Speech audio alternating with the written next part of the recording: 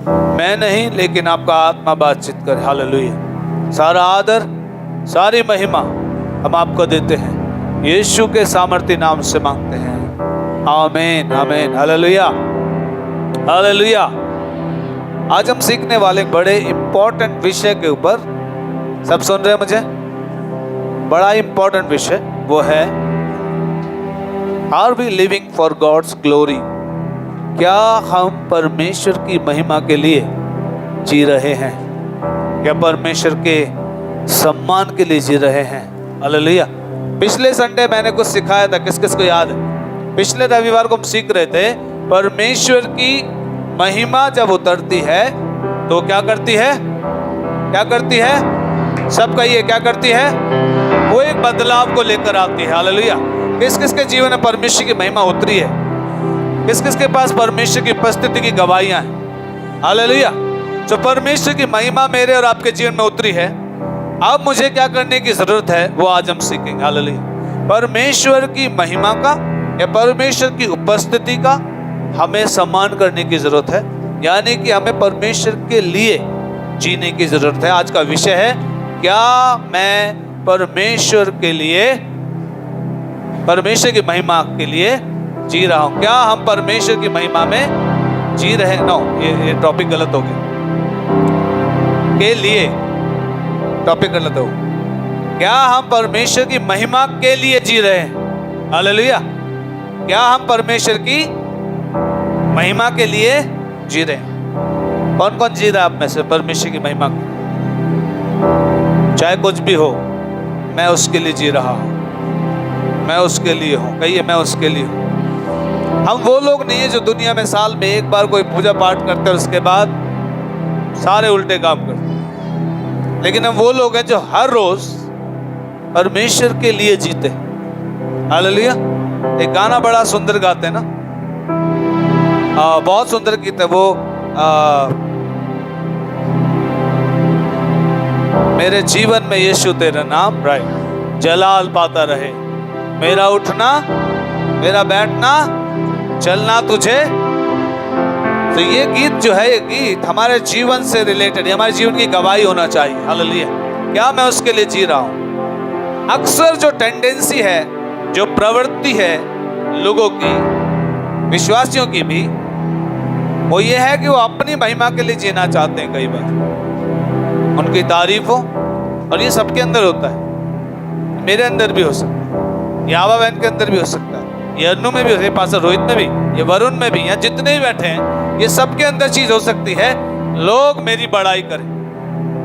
हाँ या ना? बोलो हाँ या ना? लोग मेरी तारीफ करें। आप अपनी कंपनी में हो सकता है अपने बॉस से अप्रिसिएशन पाना चाहते हो, अपने कोलीग्स जो आपके साथ काम करते हैं वो आपकी शाबाशी दें, वो आपको कहें वेरी गुड, बहुत अच्छा करते हो आप। हो सकता है आप सोसाइटी के अंदर अपना नाम का नाम कमाना चाहते हो सकता है अपनी फैमिली में एक अलग इमेज बनाना चाहते हो सकता है बच्चे अपने स्कूल में एक अलग नाम बनाना चाहते हो सकता है आप कॉलेजेस में अपना नया नाम बनाना चाहते हो, अलग, सबसे अलग दिखना चाहते हो। हर एक व्यक्ति की ये टेंडेंसी है, ये प्रवृत्ति है कि उसको क्या चाहिए? तारीफ सुनने की आदत, उसे अच्छा लगता है कोई उसकी क्या करता है? बड़ाई करता है। कौन कौन मुझे सुन रहे हैं? तो जब मैं इस पर मनन कर रहा था इस वचन के ऊपर, तो यहाँ पर अगर आपने ध्यान दिया 11वीं आयत की आखिरी भाग में एक बात आई। पहला अध्याय फिलिपियों का, उसकी 11वीं आयत की आखिरी बात क्या लिखी है? जिससे परमेश्वर की महिमा और स्तुति होती रहे। कंटिन्यू परमेश्वर की महिमा और स्तुति होती रहे। कई बार हम अपने मुंह से नहीं बोलते, लेकिन फिर भी हमें तारीफ सुनना है। हाँ है ना? और कई बार मैंने देखा लोग बात ही कुछ इस एंगल से करते हैं कि सामने वाले को लगना चाहिए मैं कुछ हूं। यस और नो? कितने लोग इन बात से रूबरू हुए हैं कभी? आप सब यहीं पर हैं? अगर आप एक जगह नजर गड़ा के बैठे, इसका मतलब गांव में है, यहाँ नहीं है। अब या तो घर है, या फिर नानी घर है, या फिर दादी घर है, कहीं ना कहीं तो और है, यहाँ नहीं है। लेकिन तो नजर मेरी तरफ गड़ाई है। तब मुझे देखिए। हालेलुया। जब मैं कहूँ बाइबल पढ़िए तब बाइबल पढ़िए। हालेलुया। ओके, तो मैं कुछ पूछ रहा था बहुत इंपॉर्टेंट। हर एक व्यक्ति कुछ ना कुछ चाहता है किसी से, यस और नो। और मेरा ऐसा अनुभव है लोगों के साथ, बात भी कुछ इस तरह से करते हैं कई बार लोग कि सामने वाला या सुनने वाला उसकी ना चाहते हुए भी क्या करे, तारीफ। यस, कई लोग कपड़े पहन के जाएंगे तो लोग चाहते हैं कि मेरी अटेंशन कैच हो, राइट। कई बार ऐसा भी होता है, आपकी जो गवाहियां होती हैं, जो आप चर्च में या कहीं बाहर भी देते हैं, आपकी गवाहियों में भी आप परमेश्वर की महिमा नहीं कराना चाहते। उस गवाही में भी कई बार हम अपनी महिमा करवाना चाहते हैं, क्योंकि बातें कुछ ऐसी बोलते हैं गवाही में हम, जहां पर लोगों का ध्यान मेरी ओर केंद्रित हो। यस और नो। फॉर एग्जाम्पल, मैंने दुआ की, मैंने उसके ऊपर हाथ रख के प्रार्थना की, मैंने आप उसकी जगह ये क्यों नहीं कहते कि मैंने दुआ की, प्रभु ने चंगा किया? उस बात में प्रभु कहीं नहीं आया, वहां सिर्फ क्या आया, मैं। कितने लोग समझ गए? आज का मैसेज बहुत डीप होने वाला है, वो इसलिए कि हम अपनी महिमा के लिए तो नहीं जी रहे कहीं। और मैं आपको बताऊंगा अंत में कि जब आप अपनी महिमा के लिए जी रहे होते हैं, आप किसी सफलता को नहीं पाते हैं और आप किसी भी तरीके से संतुष्ट नहीं रह सकते जिंदगी में। लेकिन जब हम परमेश्वर की महिमा के लिए जीते हैं, चाहे किसी भी तरीके से, आप अपने आप में संतुष्ट हो सकते हैं। ये हम सीखेंगे आज। हालेलुया। तो मैंने बताया कई बार गवाहियों में हम इस तरह की बातें करते हैं जहां पर हमारी ओर ध्यान क्या हो, केंद्रित हो, लोग हमें जाने, लोग हमें पहचाने। हो सकता है आपके अंदर बहुत सारे टैलेंट्स, हो सकता है आपके पास बहुत पैसा है, हो सकता है आपके पास अलग अलग डिफरेंट चीज़ें हैं, लेकिन उन सारी चीज़ों से भी महिमा किसकी होनी चाहिए? किसकी होनी चाहिए? कहिए, परमेश्वर की महिमा। मेरे जीवन से किसकी महिमा होनी चाहिए? परमेश्वर की महिमा। क्योंकि यदि आपके जीवन से परमेश्वर की महिमा नहीं हो रही है, तो फिर आप कहीं ना कहीं गलत ट्रैक पर हैं, और वही चीज़ आपको कहीं ना कहीं डुबा देगी। हालेलुया। क्योंकि आप परमेश्वर के लिए नहीं जी रहे हैं, आप किसके लिए जी रहे हैं? उस चीज़ के लिए, उस वस्तु के लिए। कितने लोग तो ऐसे जो दुनिया के लिए ही जी रहे हैं बस। और कईयों को ये बड़ा अजीब लगेगा, दुनिया के लिए कैसे जी रहे हैं? सुमित, पता है? जब फ्रेंड सर्कल में जाते हैं, आपको ये डर रहता है कि मेरे फ्रेंड सर्कल मुझे एक्सेप्ट करेंगे कि नहीं, अगर मैंने उस तरह की ड्रेसेस नहीं पहनी तो, अगर मैं उनकी तरह नहीं दिखी, उनकी तरह नहीं दिखा, तो मुझे एक्सेप्ट नहीं करेंगे। अब किसके लिए जी रहे? आप हैं मसीह, लेकिन आप हैं कौन? यीशु मसीह के अनुयायी, यीशु मसीह के साथ चलने वाले। तो यीशु जैसा चाहता है वैसा हमें जीने की जरूरत है, या फिर जैसा दुनिया चाहती है वैसा जीने की जरूरत है? कितने लोग समझ रहे हैं? मैं परमेश्वर की महिमा के लिए जी रहा हूं या अपनी महिमा के लिए जी रहा हूं? ये बहुत बड़ा डिफरेंस है। आज हमें सीखने की जरूरत है, और ये मसीहत का एक बहुत गहरा विषय है, जिसके ऊपर हो सकता है कई लोग मैसेज नहीं देते। परमेश्वर ने लेकर मेरे हृदय में इस बात को डाला। प्रेरित पौलुस ने कहा कि उत्तम से उत्तम बात की क्या रहो, क्या है था वचन में? उत्तम से उत्तम बातों को प्रिय जानो, और मसीह के दिन तक सच्चे बने रहो, और ठोकर ना खाओ। उत्तम से उत्तम बात क्या हो सकती है? परमेश्वर के वचन की बातें, परमेश्वर के आत्मिक वरदानों की बातें, ये सारी उत्तम से उत्तम बातें हैं। इनके अलावा आप कुछ और भी चाहते हैं अपने जीवन में, तो परमेश्वर को चीजें प्रसन्न नहीं करती है। हालेलुया। और इसी के कारण एक व्यक्ति क्या खाता है? ठोकर खाता है, और वो सच्चा मसीह जीवन नहीं जी पाता, क्योंकि उसको दुनिया को खुश करने की आदत पड़ी हुई है। हेलो, कौन समझ गया? क्योंकि उसको दुनिया को खुश करने की आदत लगी हुई है, इसीलिए परमेश्वर की महिमा के लिए जी नहीं पाता, और फिर वो ये कहता है, हाय ये मुझसे कैसे हो गया। परमेश्वर चाहते हैं कि हम किसकी महिमा के लिए जिए? कौन जानता है कि हम परमेश्वर की महिमा के लिए बनाए गए हैं, कौन कौन जानता है बात? जब परमेश्वर ने हमें बनाया तो किसके लिए बनाया? किसके लिए? बाइबल कहती है कि हम में परमेश्वर की महिमा दिखती है, हमारे अंदर परमेश्वर की महिमा दिखती है।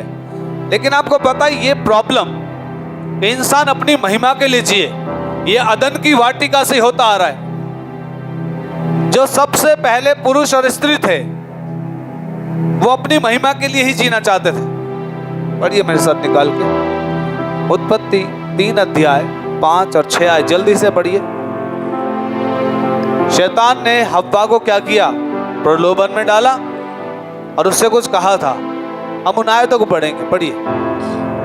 वरन परमेश्वर आप जानता है शैतान किससे कह रहा है? स्त्री से, जिसका नाम था हव्वा, पहली स्त्री दुनिया की, उससे कह रहा है वरन परमेश्वर आप जानता है जिस दिन तुम उसका फल खाओगे, जिस दिन तुम उसका फल खाओगे, उसी दिन तुम्हारी आंखें खुल जाएंगी। क्या खुल जाएंगी? तुम्हारी आंखें खुल जाएंगी और तुम भले बुरे का ज्ञान पाकर, और तुम भले बुरे का ज्ञान पाकर परमेश्वर के तुल्य हो जाओगे। परमेश्वर के तुल्य हो जाओगे।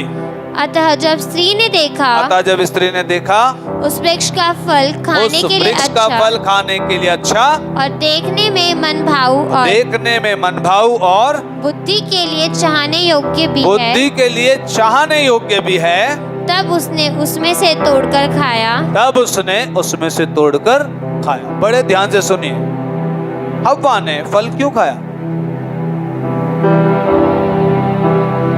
हव्वा ने फल क्यों खाया? शैतान के बहकाने पर? बोलिए, शैतान के बहकाने पर या अपनी महिमा कराने के लिए? क्यों क्यों किसके बराबर होना चाहती है? कितनों को समझ में आ गया? ये प्रॉब्लम कहां से चलती आ रही है? अदन की वाटिका से। हालेलुया। हर एक व्यक्ति अपनी महिमा के लिए जीना चाहता है। एक जगह और अगर आप पढ़ेंगे, वो बहुत लंबा पैसेज है, क्रिसमस का रेफरेंस बता रहा हूँ। उत्पत्ति 11 अध्याय, आपको याद होगा सब लोग एक जगह इकट्ठे थे जहां परमेश्वर ने भाषा में गड़बड़ी डाली थी। याद है लोगों की भाषा में गड़बड़ी डाली? वो सब लोग क्या बना रहे थे? एक मीनार बना रहे थे और सबने बनाते बनाते पता है क्या कहा? आओ हम एक मीनार बनाए जिसकी चोटी कहां से बात करे? स्वर्ग तक बातें करे। और आओ हम सब लोग क्या करें? अपना नाम करें, अपना नाम करें। आज ही बड़ी बड़ी बिल्डिंग बना रहे लोग, है ना? बाइबल कहते हैं अंत के दिनों में लोग घर बनाएंगे। देखो अपनी गली में, जिस दिन से हमारा ये चर्च बना उस दिन से इस गली के अंदर कंस्ट्रक्शन बंद नहीं हुआ। अब देखिए, पता नहीं आपने इस पर ध्यान दिया कि नहीं, लेकिन अंत के दिनों में लोग घर बनाएंगे और वो सोचेंगे कि हम अपना ठिया बना के रहें, लेकिन अंत के दिनों में क्या होगा? सब कुछ तहस नहस होगा। तो बाइबल की प्रोफेसीज हैं। सो ये लोग भी क्या बना रहे थे? अपना एक मीनार बना रहे थे जिससे इनका क्या हो? नाम हो। तो मैं बताना चाह रहा हूं कि हर एक व्यक्ति किसके लिए जीना चाहता है? अपनी महिमा के लिए। मेरा नाम हो, मेरी तारीफ हो। जल्दी से मुझे बताइए, आप में से किस किस के अंदर ये वाला मेंटालिटी है? मेरा नाम हो, मेरी सोच, लोगों को लोग के अंदर मेरे प्रति अच्छी सोच हो, तारीफ वाली सोच हो। लोग जब भी मुझे देखें तो वाह। ये गलत नहीं है, लोग आपकी तारीफ करें, लेकिन बाइबल कहती है तो खुद इसके लिए खुद परिश्रम मत करना, तो खुद इसके लिए क्या मत करना? मेहनत मत करना। मैं आपको आगे बढ़ाऊंगा कि आपका नाम कैसे होता है। हालेलुया। बाइबल से हम सीख सकेंगे आज, यीशु मसीह के जीवन से मैं आज आपको सिखाऊंगा। फिलिपियों 2 अध्याय उसका 10 और 11 आयत पढ़ दीजिए। फिलिपियों 2 अध्याय 10 और 11 आयत। कि जो स्वर्ग में और पृथ्वी पर और पृथ्वी के नीचे है, हाँ, वह सब यीशु के नाम पर घुटने टेके, हाँ, और परमेश्वर पिता की महिमा के लिए हर एक जीव अंगीकार कर ले, हाँ, कि यीशु मसीह ही प्रभु है। हालेलुया। 6, 7, 8 और आयत तो पढ़िए बच्चे। जिसने परमेश्वर के स्वरूप में होकर भी परमेश्वर के तुल्य। ये बात प्रभु यीशु मसीह के बारे में लिखी है। पौलुस कह रहे हैं कि जो परमेश्वर के स्वरूप में था, कौन? यीशु मसीह। उसने परमेश्वर के स्वरूप में होने के बाद भी अपने आप को वैसा नहीं समझा। आगे, परमेश्वर के तुल्य होने को अपने वश में रखने की वस्तु ना समझा, हाँ, वरन अपने आप को ऐसा शून्य कर दिया। इस वर्ड को ध्यान रखेंगे हम सभी लोग। यीशु मसीह ने अपने आप को ऐसा शून्य कर दिया, मतलब जीरो कर दिया, और दास का स्वरूप धारण किया, और दास का स्वरूप धारण किया, और मनुष्य की समानता में हो गया। और किसकी समानता में हो गया? मनुष्य की समान, यानी कि हमारे जैसी समानता में हो गया। आगे, और मनुष्य के रूप में प्रकट होकर, और मनुष्य के रूप में प्रकट होकर अपने आप को दीन किया, अपने आप को उसने क्या किया? दीन किया। और यहाँ तक आज्ञाकारी रहा, यहाँ तक आज्ञाकारी रहा कि मृत्यु, हाँ क्रूस की मृत्यु भी सहली। कि मृत्यु, हाँ क्रूस की मृत्यु भी सहली। बस बस बस, हालेलुया। किसके बारे में लिखा था वो? किसके बारे में? यीशु मसीह के बारे में। और जो मुस्कान ने उससे पहले आए थे पढ़ी, वहां पे लिखा है सारे घुटने टिकेंगे किसके सामने? प्रभु यीशु मसीह के सामने। चाहे स्वर्ग में हो लोग, चाहे पृथ्वी पर लोग हो वो, और जो पृथ्वी के नीचे हो। और ये तीन चीज हमें स्टडी करनी है पहले, और हम ये जानेंगे प्रभु यीशु मसीह की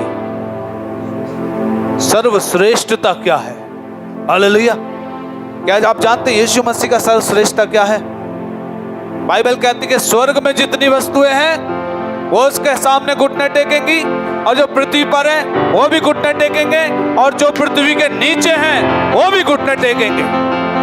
ये इंपॉर्टेंट बात। पहली बात, स्वर्ग में कौन सी चीजें हैं? सारे स्वर्गदूत, जितने भी एंजेलिक बॉडी है, सारे स्वर्गदूत उसके सामने घुटने टेकेंगे। किसके सामने? आपको याद होगा प्रकाशित वाक्य में जब यूहन्ना ने वो दर्शन देखा, मोहर खोलने वाला कोई नहीं था, तो जब वो प्रकट हुआ कौन? प्रभु यीशु मसीह निर्दोष मेमना, तो वहां 24 प्राचीन थे। उन्होंने क्या किया? अपने मुकुट उसके सामने। तो स्वर्ग में उसकी वैल्यू है। किसकी? किसकी? बोलिए किसकी? और वही स्वर्ग से हमारे बीच में आया। कहां पर? पृथ्वी पर। हालेलुया। और फिर बाइबल कहती है कि जो पृथ्वी पे होंगे, जो जीवित होंगे, बाइबल कहते हर एक घुटना टिकेगा और जुबान कहेगी यीशु ही प्रभु है। उसकी वैल्यू है। तीसरी बात, जो पृथ्वी के नीचे है। ओ, ये कौन है? पृथ्वी के अंदर कौन है? इस पे कितनों ने मनन किया? यीशु मसीह की वैल्यू समझिए। आज जितने लोग वैल्यू नहीं समझते, जो अपने महिमा के लिए जी रहे। आपको परमेश्वर ने चुना इसलिए कि आप उसकी महिमा के लिए जिए, क्योंकि वही सर्वश्रेष्ठ है। ये पृथ्वी के नीचे ऐसा माना जाता है वो लोग जो मर चुके हैं, और उसी के साथ एक और चीज मानी जाती है। कौन? ये जगह दुष्ट आत्माओं की, डीमंस की भी जगह है। अधोलोक।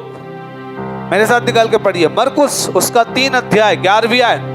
कोई साथ में निकाल के पढ़े लूका 8 अध्याय उसकी 31 आयत। और कोई साथ में निकाल के पढ़े याकूब उसका 2 का 19। 3 रेफरेंस बोले मैंने, ध्यान से सुनेंगे। जिनके पास बाइबल नहीं है, जिनके पास है बाइबल में देखिए। मरकुस 3:11 पढ़िए पहले। अशुद्ध आत्माएं भी, अशुद्ध आत्माएं भी जब उसे देखती थी, जब उसे देखती थी। किसको देखती थी? यीशु मसीह को देखती थी। तो उसके आगे गिर पड़ती थी। तो उसके आगे, यानी कि घुटना कौन टेकेगा? दुष्ट आत्माएं भी उसके सामने क्या टेकती हैं? क्योंकि वो जानती हैं ये परम प्रधान परमेश्वर का कौन है? कौन है? बोलिए कौन है? पुत्र है। हालेलुया। दूसरा रेफरेंस पढ़िए लूका 8:31। देखना दुष्ट आत्माओं ने क्या रिक्वेस्ट की, कहां डालने के लिए रिक्वेस्ट की। वो मना, वो कहते थे वहां मत डाल। पढ़िए जल्दी क्या लिखा पर। उन्होंने उससे विनती की, उन्होंने, दुष्ट आत्माओं ने यीशु मसीह से विनती की कि हमें अथाह गड्ढे में जाने की आज्ञा ना दे। कहां पे? अथाह गड्ढे में। इसका मतलब जिस गड्ढे का अंत नहीं है। ये कौन सी जगह है? अधोलोक, जहां पर अंत में शैतान, झूठा भविष्यवक्ता, वो स्त्री, वो अजगर, एंटी क्राइस्ट, ये सब उस अथाह कुंड में डाले जाएंगे। तो ये सब भी जब यीशु मसीह पृथ्वी पे थे, मरकुस 5 अध्याय में एक व्यक्ति में 6000 के लगभग दुष्ट आत्माएं थी। यीशु मसीह दौड़ के गए थे उसके पास, या वो दौड़ के आया था? क्यों? क्यों? हाँ, उसको पता है कि मेरा बाप आ गया है, उसको पता है कि मेरा एड्रेस चेंज करने वाला आ गया। हालेलुया। उसको पता है कि ये मुझे निकाल सकता है, इसीलिए उसने आके उससे क्या की? विनती की, हमें समय से पहले निकलने की आज्ञा मत दे, ये हमारा परमानेंट घर है। हालेलुया। दुष्ट आत्माएं यीशु मसीह को जानती हैं। याकूब 2:19, तुझे विश्वास है कि एक ही परमेश्वर है। हाँ तू अच्छा करता है। हाँ। दुष्ट आत्मा भी विश्वास रखते और दुष्ट आत्मा भी विश्वास रखते और थरथराते हैं किसके सामने? तो एक समय आएगा जब यीशु मसीह अपनी महिमा में प्रकट होगा, तब दुष्ट आत्माएं भी मजबूर हो जाएंगी उसके सामने घुटने टेकने के लिए। इसलिए अपने यीशु की वैल्यू करने की जरूरत है, इसलिए उसकी महिमा के लिए जीने की जरूरत है आज हमें। हालेलुया। हमारी महिमा के लिए नहीं, हमारे यीशु की महिमा के लिए जीने की जरूरत है। एक दिन आएगा डीमंस, दुष्ट आत्माएं, हर एक चीज उसके सामने क्या टेकेगी? घुटने टेकेगी। हालेलुया। आपको पता यीशु मसीह ने भी परमेश्वर की महिमा की अपने जीवन से। यीशु मसीह ने परमेश्वर की महिमा की अपने जीवन से। आपने ध्यान दिया? आप पढ़िए उसकी 2 अध्याय की 11वीं आयत, फिलिपियों 2:11। और परमेश्वर पिता की महिमा के लिए हाँ। हर एक जीव अंगीकार कर ले कि हाँ। यीशु मसीह ही प्रभु है। किसकी महिमा के लिए? परमेश्वर पिता की महिमा के लिए हर एक जीव क्या कर ले? अंगीकार कर ले कि यीशु मसीह ही प्रभु है। लेकिन इससे ऊपर की 6, 7 और 8 आयत पढ़ेंगे तो आपको समझ में आएगा यीशु मसीह ने भी परमेश्वर की महिमा की। जो सब कुछ था, जो सर्वश्रेष्ठ था, जिसके हाथों में अधिकार था, जिसके बस में सब चीजें थी, उसने भी किसकी महिमा की? परमेश्वर की। और इसीलिए परमेश्वर ने उसे मुर्दों में से जिलाया। पढ़िए मेरे साथ निकाल के 6, 7 और 8 आयत पढ़िए। फिलिपियों 2, 6, 7 और 8 आयत। जिसने परमेश्वर के स्वरूप में होकर भी हाँ। परमेश्वर के तुल्य होने को अपने वश में रखने की वस्तु ना समझा। इन तीनों आयतों को बड़े ध्यान से सुनिएगा, यही चीजें हमें अपने जीवन में अप्लाई करनी है। हाँ। वरन अपने आप को ऐसे शून्य कर दिया। वरन अपने आप को ऐसा शून्य कर दिया, जीरो कर दिया, मतलब कुछ भी नहीं समझा उसने अपने आप को, और दास का स्वरूप धारण किया और मनुष्य की समानता में हो गया। और मनुष्य की समानता में हो गया, बराबर हो गया, मनुष्य के बराबर यानी हमारे जैसा हो गया। और मनुष्य के रूप में प्रकट होकर अपने आप को दीन किया। और मनुष्य के रूप में प्रकट होकर अपने आप को क्या किया? उसने दीन किया। और यहाँ तक आज्ञाकारी रहा। यहाँ तक आज्ञाकारी रहा। मृत्यु, हाँ क्रूस की मृत्यु भी सह ली। मृत्यु, हाँ क्रूस की मृत्यु भी सह ली। हालेलुया। 3 जगहों से हम देखेंगे इसी अध्याय में, 3 आयतों में से 3 बातें यीशु मसीह के जीवन में। सबसे पहली क्वालिटी क्या थी उनकी? तो परमेश्वर के स्वरूप में था। कितने लोग मानते हैं यीशु मसीह परमेश्वर था? यूहन्ना की किताब कहती है वचन देहधारी हुआ और हमारे बीच में डेरा किया, और हमने उसकी ऐसी महिमा देखी जैसे पिता के इकलौते की महिमा। इसका मतलब वो पिता का पुत्र ही नहीं था, वो पिता था। यूहन्ना की किताब में लिखा है कि परमेश्वर ने उसे भेजा, जो वचन था पहले वो हमारे बीच में आ गया, यानी कि वो पिता है, वो हेड है, वो हर चीज का अधिकारी है। कुलूसियों की पत्री पढ़े, वहां पे लिखा है परमेश्वर ने जितनी भी चीजें बनाई वो किसके द्वारा बनाई? यीशु मसीह के द्वारा। किसके लिए बनाई? यीशु मसीह के लिए बनाई। और जो कुछ बनाया वो किसके अधीन कर दिया? यीशु मसीह के अधीन। और इसीलिए उसने कहा स्वर्ग और पृथ्वी का सारा अधिकार मुझे दिया गया है। किसको दिया गया है? यीशु मसीह। हालेलुया। तो जल्दी से बताइए, जिसके पास अधिकार है, जो हेड है सारी अथॉरिटी का, सारे अधिकारियों का जो मुखिया है, उसके अंदर कुछ घमंड आ सकता है कि नहीं? जब लोग उसके मुंह पे थूके, जब लोग उसकी दाढ़ी नोचते, जब लोग उसे थप्पड़ मारते, जब लोग उस पर कोड़े बरसा रहे थे, क्या वो कुछ कर सकता था कि नहीं? क्या लगता है हमें? जल्दी से बताइए मुझे। सब लोग अटेंटिव रहिए प्लीज, इस मैसेज की एक एक बात को मिस मत कीजिए, बहुत इंपॉर्टेंट है। क्या वो कुछ कर सकते थे कि नहीं? बहुत कुछ। क्या क्या कर सकते थे? क्या क्या? चाहता तो सबको क्या कर देता है ना? उसने तो कुछ किया भी नहीं। क्रूस पर जैसे ही उसके प्राण निकले, पूरी दुनिया में अंधेरा छा गया, पूरी दुनिया में अंधेरा छा गया। और वहां पे लिखा है कि कब्रें खुल गई लोगों की, मुर्दे जिंदा हो गए उसके मरने के समय। बहुत कुछ अद्भुत हुआ। मंदिर का पर्दा जो पहले रुकावट था और बीच में से फट गया, ताकि अब हमारा रिश्ता सीधा परमेश्वर के साथ हो जाए। बहुत कुछ हुआ उसकी मौत के समय। वो अधिकारी था, वो सामर्थी था। हालेलुया। जब लोगों ने यहूदा इस्करियोती के साथ उसे पकड़ने के लिए उस पे हाथ डाले, तब क्या हुआ? क्या हुआ? बाइबल कहते सब के सब पीछे की ओर। मतलब वहां कुछ था, उसमें कुछ थी सामर्थ्य। हालेलुया। वो सर्वशक्तिमान था, तो उसके पास अधिकार था। लेकिन बाइबल कह रही है कि वो परमेश्वर के स्वरूप में होने के बावजूद भी उसने अपने पास उसे कुछ रखने की वस्तु नहीं समझा, कोई वैल्यू नहीं समझी उसकी भी। उसने वहां भी अपने आप को क्या कर दिया? मैं कुछ नहीं।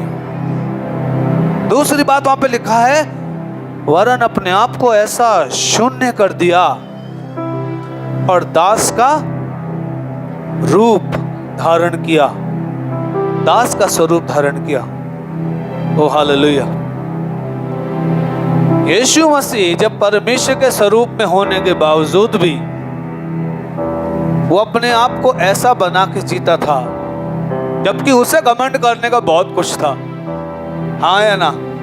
कौन कौन इस बात से सहमत है? हाँ, वो चाहते तो बहुत घमंड कर सकते थे कई चीजों पर, लेकिन उसने एक भी बात पे घमंड नहीं किया। हमें किस बात का घमंड होना चाहिए? बोलिए बोलिए। आपको और मुझे किस बात का घमंड होना चाहिए? मेरी संपत्ति का नहीं, मेरी गाड़ी घोड़े का नहीं, मेरे बच्चों का नहीं, मेरे किसी बच्चे के एजुकेशन का नहीं, सोसाइटी में कितना फेम है, कितना नेम है, इसका नहीं, कंपनी में क्या लेवल है, इसका नहीं, लेकिन इस बात का, मैं यीशु को जानता हूं, वो मेरा अधिकारी है। इस बात का मुझे क्या होना चाहिए अपने ऊपर? घमंड। आज इस बात का घमंड खत्म हो गया। बाकी चीजों के घमंड लोगों के अंदर है, और पता नहीं किस बात के लिए फूले फूले घूमते हैं, छाती बाहर निकाल कर, पर मैं कुछ नहीं। हालेलुया। जो छाती फुला के घूम सकता था, कॉलर ऊपर करके घूम सकता था, उसने कोड़े खाए, उसने चांटे खाए, उसकी दाढ़ी नोची गई, उसके मुंह पे थूका गया, उसे मारा गया, पीटा गया, लेकिन वो चुप रहा। This is what the lesson। हम किसकी महिमा के लिए जी रहे हैं? और यीशु ये सब क्यों सहता रहा पता है? क्योंकि वो किसी की महिमा के लिए जी रहा था। हालेलुया। मैं आपको प्रूफ कर दूंगा, जब आप और मैं परमेश्वर की महिमा के लिए जीते हैं, तो हम भी चाटा खा सकते हैं आराम से। आप उफ तक नहीं करेंगे, आप रिप्लाई नहीं देंगे, क्योंकि जब आप परमेश्वर की महिमा के लिए जी रहे होते हैं, तब आप सह सकते हैं। अदरवाइज आप एक बात नहीं सह सकते किसी, आपका रिप्लाई तुरंत आ जाएगा, आप तुरंत दिखा देंगे अपने अंदर की सारी बातें। यीशु मसीह चाहता एक बार में सबको फिनिश कर देता, लेकिन उसने ऐसा नहीं किया। हालेलुया। दूसरा, यीशु मसीह ने एक कैरेक्टर दिखाया कि उसने अपने आप को क्या कर दिया? जीरो, शून्य। ओके, मुझे जल्दी बताइए, जीरो की कोई वैल्यू होती है? जीरो की कोई वैल्यू है? शून्य की? कितने लोग गणित पढ़ते हैं, मैथ्स? जीरो की क्या वैल्यू होती है? जीरो जीरो होता है ना, इसकी कोई वैल्यू नहीं होती। दुनिया में जीरो की वैल्यू नहीं है। जब आप जीरो का लाइफ जीते हैं दुनिया में, जीरो शून्य होकर जीते हैं, हो सकता है दुनिया में आपकी वैल्यू नहीं है, लेकिन उसी जीरो वाले व्यक्ति की वैल्यू इस परमेश्वर की नजर में सबसे ज्यादा होती है। बाइबल कहती है, जो इस धरती पर, जो इस संसार में अपने आप को छोटा बनाएगा वो बड़ा किया जाएगा, और जो बड़ा बनाएगा छोटा किया जाएगा। ये इंपॉर्टेंट है। ये प्रिंसिपल मेरा नहीं, ये प्रिंसिपल परमेश्वर का है। ये सिद्धांत परमेश्वर का है कि जब हम छोटे होंगे तभी हम बड़े होंगे। जब उसके बलवंत हाथ के नीचे दीनता से रहेंगे तब वो हमें बढ़ाएगा। लेकिन होता इसका उल्टा है। आज हो इसका उल्टा रहा। तो जब मैं इस पे मनन कर रहा था तो जीरो होने की क्वालिटीज मैं अपने हृदय में मनन कर रहा था कि जो व्यक्ति जीरो है, 7वीं आयत दोबारा पढ़िए। और आज मैं सिखाऊंगा आपको कि जीरो होने की क्या क्या फायदे हैं जब आप जीरो होते हैं। वरन अपने आप को ऐसा शून्य कर दिया, वरन अपने आप को यीशु मसीह ने ऐसा शून्य कर दिया, और दास का स्वरूप धारण किया, और दास का स्वरूप धारण किया, और मनुष्य की समानता में हो गया, और मनुष्य की समानता में हो गया। कितने लोग सीखना चाहते हैं जीरो होने के फायदे? जीरो होने के फायदे। अरे बाकी लोग किस लिए आए? नहीं, जितना बोलना बोल लो, जीरो नहीं होंगे हम नंबर 1 रहेंगे। जीरो जीरो कौन कौन होना चाहता है? जीरो। देखिए, जीरो होने के सच में बहुत सारे फायदे हैं, शायद धरती पे नहीं है, क्योंकि उसकी नजर में जीरो वाले व्यक्ति के बहुत सारे फायदे हैं। हालेलुया। उनमें से मैं आपके साथ सिर्फ 5 बातें बांटूंगा। हालेलुया। चलिए, सबसे पहले एक और आयत पढ़ लीजिए मेरे साथ निकाल के, गलातियों उसका 1 अध्याय 23 और 24 आयत। गलातियों 1 अध्याय 23 और 24 आयत। प्रेरित पौलुस के बारे में गलातियों की पत्री में गलातियों के विश्वासी कुछ कह रहे थे। पढ़िए 1 अध्याय 23 और 24 आयत।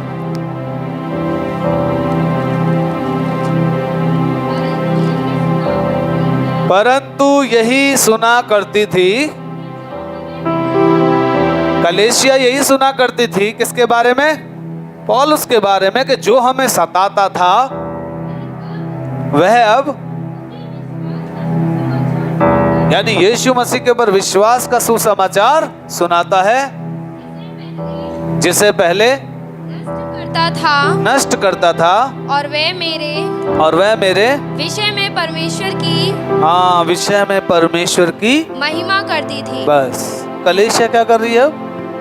पौलुस के विषय में परमेश्वर की महिमा कर रही है। क्यों महिमा? कैसे महिमा कर रही है? और ये तो वो व्यक्ति था जो पहले चर्च को सताता था। आपको याद है? जिसका नाम शाऊल था पहले, जो बाद में उसका नाम क्या पड़ा? पौलुस। ये कलीसिया को सताता था, मारता था, जान से मार देते थे कई लोग।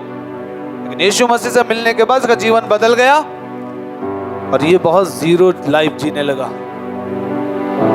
पहले ये मारता था लोगों को, लेकिन अब लोग इसे मारते थे। कई जगह पर तो इसको जान से मार के फेंक दिया रोड के किनारे, लेकिन परमेश्वर के आत्मा ने इसको फिर से जिला है। पढ़ा है अपने भाई? प्रेरित का काम पढ़िएगा, आपको इसके बारे में पढ़ने को मिलेगा। अब यही पौलुस एक बात कहता है, पता है क्या? सब सुन रहे हैं? यही पौलुस एक बात कहता है, अब मैं मुझ में जीवित नहीं हूं, लेकिन मसीह यीशु मुझ में जीवित है। मैंने अपने आप को उसके साथ क्रूस पर चढ़ा दिया है। अब मैं जीवित नहीं रहा, लेकिन मेरे अंदर कौन जीवित है? जीरो। इसने अपने आप को क्या कर दिया? आप में से कितने लोग अपने आप को जीरो करना चाह रहे हैं? कौन कौन जीरो बनना चाहता है परमेश्वर की उपस्थिति में? क्या होता है जब आप जीरो बन जाते हैं? बड़े ध्यान से 5 बातें सुनेंगे, बड़े ध्यान से, एक एक बात अपने माइंड में रख लीजिए। पहली बात, जब आप जीरो हो जाते हैं प्रभु की उपस्थिति में, तब आप अपने आप की तुलना किसी के साथ नहीं करते, क्योंकि तुलना करने के लिए कुछ रहा ही नहीं होता। कौन कौन समझा?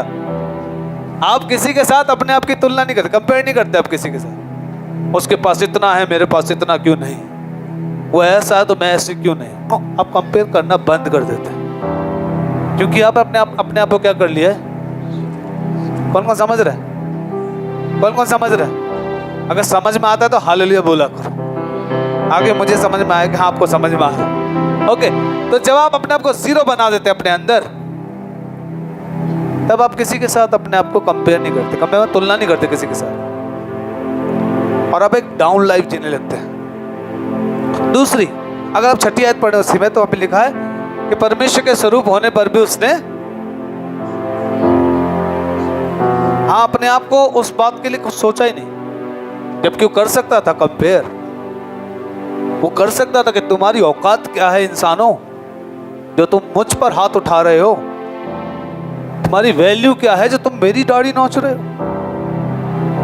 तुम्हारा लेवल क्या है जो तुम मुझे कोड़े मार रहे हो। मैं चाहूं तो मैं भूख से खत्म कर सकता हूं, यस, लेकिन उसने नहीं किया, क्योंकि वो क्या बन गया था? क्या बन गया था? यीशु मसीह, क्या बोलिए, यीशु मसीह जीरो बन गया था, और वो परमेश्वर की महिमा के लिए जी रहा था।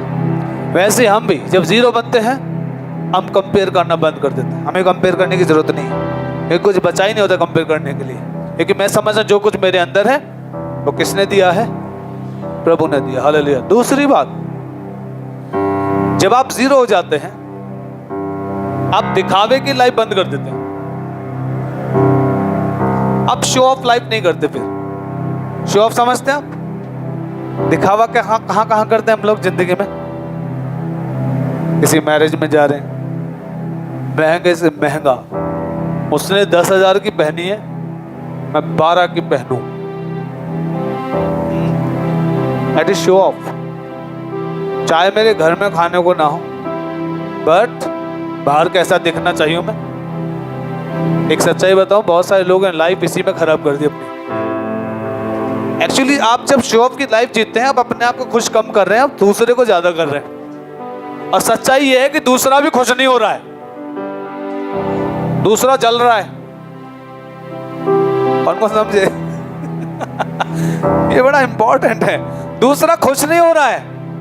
आपने 15 की पहनी, उसने 12 की पहनी थी। आपने 15 की इसलिए पहनी क्योंकि 12 वाले को मैं क्या दिखाऊं, मैं तो उससे ज्यादा हूं। तो हो सकता है कि आप उसे दिखाने के लिए गए थे, लेकिन वो खुश नहीं है, वो फिर भी जल रहा है। बेटर क्या था? अब एक नॉर्मल रहते, जितना है उतने में ही संतुष्ट रहते। और ये वचन बाइबल में है, जितना है उतने में ही संतोष करो। लेकिन हमारी प्रॉब्लम कुछ और है, लोगों की प्रॉब्लम कुछ और है, क्योंकि उनकी आंखें हरियाली पे लगी है, क्योंकि उनकी आंखें दुनिया के अंदर लगी गई चीज़ों पर। वो अपने आप को अट्रैक्टिव और अपने आप को एक सहूलियत वाला व्यक्ति दिखाना चाहते हैं। वो दूसरों से बढ़कर अपने आप को दिखाना चाहते हैं। तो पहली बात, जब आप जीरो हो जाते हैं, आप तुलना करना बंद कर देते हैं तो दूसरों के साथ। दूसरी चीज़, आप दिखावे की लाइफ नहीं जीते किसी के साथ, आपको दिखावा करने के लिए कुछ है ही नहीं। तीसरी बात, ये बड़ा टिपिकल सा है, बड़ा ध्यान से सुनिएगा। You don't consider your respect. आप अपने आदर मान को कुछ नहीं समझते। कई लोग सोचने को पता नहीं आज क्या सिखा रहे हैं। हाँ, मतलब बेइज्जती होते घूमे हर जगह। हाँ, यही मीनिंग है इसका। मीनिंग यही है, मसीह में जब आप आ गए हैं, आपके परिवार वाले सबसे पहले गाली देंगे आपको। जो मसीह को जानना नहीं चाहते, वो सबसे पहले आपको गालियां बकेंगे, सबसे पहले आपको नीचा दिखाएंगे, सबसे पहले आपको उलाने देंगे। तो तैयार रहिए। तो जो जीरो हो जाता है, उसे उनकी गालियों का, उलानों का, तानों का फर्क नहीं पड़ता, क्योंकि जीरो हो चुका है। समझ रहे हैं? वो न्यूट्रल हो चुका है, उस पर कोई फर्क नहीं पड़ता, क्योंकि सच उसने जान लिया। अब वो परमेश्वर की महिमा के लिए जी रहा है, इसलिए उस पर कोई फर्क नहीं पड़ता। वो हाथी वाली चाल चलता है। वो हाथी वाली चाल, हाथी कैसे चलता है? धीरे धीरे। अरे मैं कब कह रहा हूँ कि वो एथलीट की तरह दौड़ता है, मैं कह रहा हूँ कैसे चलता है, उसका मीनिंग क्या है, अपनी धुन में चलता है, उसे मतलब नहीं, उसे कोई मतलब नहीं, वो जैसा चाहता वैसा चलता है। हालेलुया। ऐसी मसीह में जब आप जीरो हो जाते हैं, अब अपने आदर मान को कुछ नहीं समझते। एक गीत मैंने लिखा था, आपने शायद सुना होगा, मेरी इज्जत, मेरी ताकत, मेरी शोहरत और मेरा बल। कितने सुना है? तू ही तो है यीशु। जब आप जीरो हो जाते हैं तब आप अपनी इज्जत लोगों से नहीं करवाते और आपको इसकी चिंता नहीं होती कोई मेरी रिस्पेक्ट करे। यीशु मसीह ने एक्सपेक्ट नहीं किया कि कोई उसकी इज्जत करे। यीशु मसीह ने क्योंकि अपने आप को क्या कर दिया, तो यीशु मसीह के तो गाली बकलो, मुझे मार लो, जितना पीटना पीट लो, मैं लेकिन परमेश्वर की इच्छा को पूरा करके ही रहूंगा। तो जब आप जीरो हो जाते हैं, आप अपने आदर मान को कुछ नहीं समझते। कौन कौन अपने आदर मान के लिए मरता रहता हमेशा? कल मैंने एक वीडियो डाली है, वो वीडियो इस सेंस में बिल्कुल नहीं है, अपने पास्टर का सम्मान करो, आदर करो। क्योंकि मैंने एक दूसरे चर्च में किसी की कहानी सुनी थी, मुझे बड़ा दुख लगा, वो पास्टर रो रहे थे, तो मैंने इसलिए उस वीडियो को डाला कि अपने पास्टर का क्या करो, आदर करो। हालेलुया। इसलिए वीडियो मैंने बनाई। तो कई बार लोगों को बोलने का भी सेंस नहीं होता, क्या बोल दिया, तो वो पास्टर बहुत रो रहे थे, इसलिए वीडियो बनाई। लेकिन मैं आपको सच्चाई बताऊं, कोई पास्टर आदर मान नहीं चाहता लोगों से। जब मैंने सेवा शुरू की थी ना, ये सोच के उसने शुरू की नहीं कि लोगों से आदर मिले, उसने सेवा शुरू की यीशु मसीह का मुंह देख के, उसने सेवा शुरू की लोगों को बचाने के माइंडसेट से, आदर के लिए नहीं। हालेलुया। तो जब आप जीरो हो जाते हैं, आप आदर के बारे में सोचते नहीं। चौथी बात बड़ी इंपॉर्टेंट, जब आप जीरो हो जाते हैं, आप पदवियों के लिए नहीं मरते, क्या पे कुछ मिले, आप उसके बारे में सोचते नहीं, क्योंकि आप किसके लिए जी रहे हैं? अपने नाम के लिए नहीं। आप किसके नाम के लिए जी रहे हैं? प्रभु यीशु मसीह के नाम के लिए। हालेलुया। पांचवी और अंतिम बात, जब आप जीरो हो जाते हैं, तब आप पूर्ण संतुष्टि को प्राप्त करते हैं। क्योंकि अभी तक आप दुनिया खुश करने के लिए जी रहे थे, और मैं आपको सच्चाई बताऊं, दुनिया खुश करने में आप कभी भी सेटिस्फाइड नहीं हो सकते। मैं हमेशा इस बात को कहता हूं, आपने मतलब शादी की, आपने 10 लाख 12 लाख या हो सकता है करोड़ रुपए शादी में लगा दिए, फिर भी खाना खाने के बाद लोग क्या बताते हैं गुड्डी बहन, खाने में, सब्जी में ऐसे नहीं, ऐसे होती तो अच्छा था। मतलब 1 करोड़ किसी ने लगा दिया और तुम्हें सब्जी में क्या कम लग रहा है? और बंटी भाई भी कहानी बताते, उनके चाचा वो मामा किसी कहानी कहते हैं कि इतना बढ़िया खाना था, सब ठीक ठाक था, सब कुछ हो गया। उनका एक रिलेटिव थे, वो कह रहे थे यार बंटी सब ठीक था, अब थोड़ा गुड़ होता तो और अच्छा रहता। मतलब इतने रसगुल्ले खा लिए उन्होंने और मतलब होता इतने बड़े मैरिज सेमिनार में भी तुम्हें क्या याद आ रहा है? गुड़ याद आ रहा है। तो लोगों को आप सेटिस्फाई नहीं कर सकते पूरी तरह, और इसी वजह से हम दुखी होते हैं अंत में। हाय मैंने इतना किया, हाय मैंने इतना किया, हाय मैंने क्या क्या कर दिया। लेकिन फिर भी यही सच्चाई है दुनिया की। इसलिए परमेश्वर ने कहा, परमेश्वर तू मेरे छिपने का स्थान है, तुझ में मैं शांति पाता हूं। तुझ में, इसमें परमेश्वर में मैं क्या पाता हूं? शांति।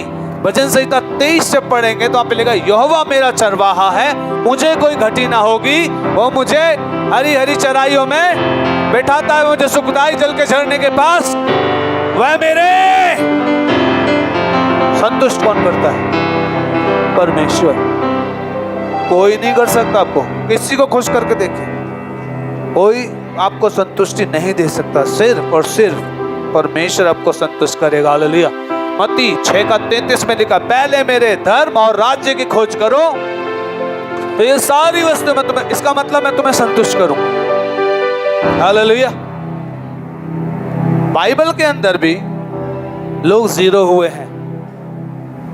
बाइबल में भी ऐसे कैरेक्टर हैं जो क्या हुए, जीरो हुए, मतलब अपने आप को उन्होंने कुछ भी नहीं समझा तो परमेश्वर को उठाया। पहला व्यक्ति यूसुफ। किस किस को लगता है यूसुफ अपने जिंदगी में जीरो हो गया था? यूसुफ के साथ क्या हुआ मैंने पिछले दिनों संदेशों में सिखाया था आपको। यूसुफ सबसे छोटा भाई था, राइट, और उसमें उसके भाइयों ने उसके साथ बहुत गलत किया, उसको गड्ढे में डाल दिया, उसका अंग रखा से छीन लिया, बहुत सारी बातें। उसके बाद देखते हैं उसको देश में बेच दिया और वहाँ पर जाकर भी उसके साथ गलत हुआ, उसकी पोजीशन छीन ली गई, उसे जेल में डाल दिया गया।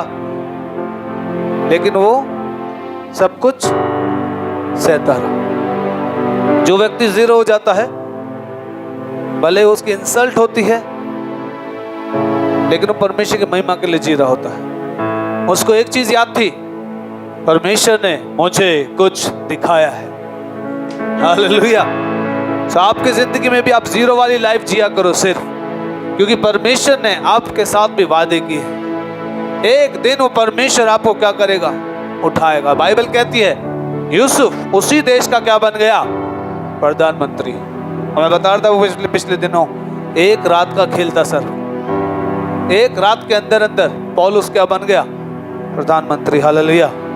दाऊद भी अपनी जिंदगी में एक जीरो वाली लाइफ को जीता है, और वो कुछ कहता है। भजन संहिता 144 3 और 4 पढ़िए जल्दी से। भजनकार दाऊद क्या कहता है, मनुष्य क्या है कि परमेश्वर तू उसकी सुधि ले, वो मिट्टी के समान है, वो तो सांस से भी हल्का है। पढ़िए जल्दी से पढ़िए। भजन संहिता 144 3 और 4 आए। हे यहोवा मनुष्य क्या है कि तू उसकी सुधि लेता है। हाँ, एक व्यक्ति भजनकार दाऊद क्या कह रहा, मनुष्य है ही क्या कि परमेश्वर तू उसकी सुधि ले रहा है। यानी कि दाऊद अपने आप को क्या कर रहा है परमेश्वर के सामने, कहिए जीरो, कि मैं कुछ नहीं हूं, मैं क्या हूं, एक मिट्टी हूं। आगे क्या लिखा है, या आदमी क्या है कि तू उसकी कुछ चिंता करता है। हाँ आगे? मनुष्य तो सांस के समान है। सांस के समान। अच्छा, सांस का वेट किया आपने?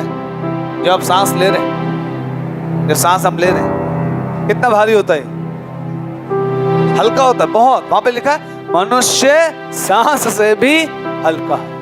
एक जगह लिखा है कि मनुष्य घास के समान है, जो आज है और कल मुरझा जाएगी या भस्म हो जाएगी। हालेलुया। तो भजनकार दाऊद अपने आप को क्या करते हैं, जीरो।